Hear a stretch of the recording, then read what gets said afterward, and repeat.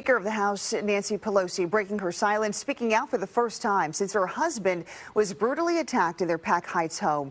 In a letter to her colleagues in Congress, she says he is doing better. This is most of her letter. She writes, yesterday morning, a violent man broke into our family home, demanded to confront me, and brutally attacked my husband, Paul. Our children, our grandchildren, and I are heartbroken and traumatized by the life-threatening attack on our pop. We are grateful for the quick response of law enforcement and emergency services and for the life-saving medical care he is receiving.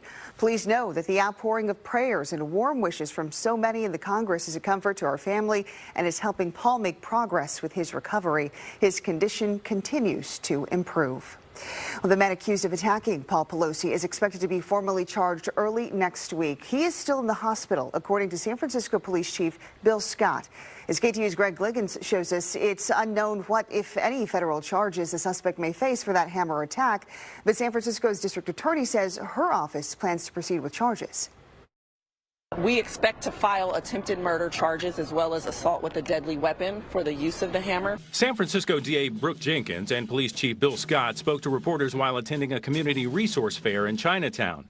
Neither gave insight into whether 42-year-old David DePape would face federal charges for the alleged attack on House Speaker Nancy Pelosi's husband, Paul, who was alone inside the couple's San Francisco home when the assailant broke in early Friday morning. Feds will figure out, what route they may take, but we are going to proceed on Monday. We don't know where this investigation is going to end, but we're going to continue to dig, turn over every piece of evidence that we can. Officials say DePape is known for participating in conspiracy theories and intended to encounter Speaker Pelosi inside the home, yelling, "Where's Nancy?"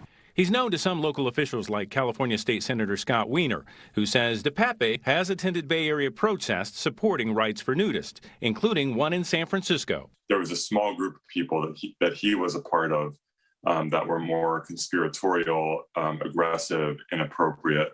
One of them is in jail now. A woman on Facebook who identifies as DePape's stepdaughter writes that her mother kicked DePape out of their home for his toxic behavior, but says he was never violent.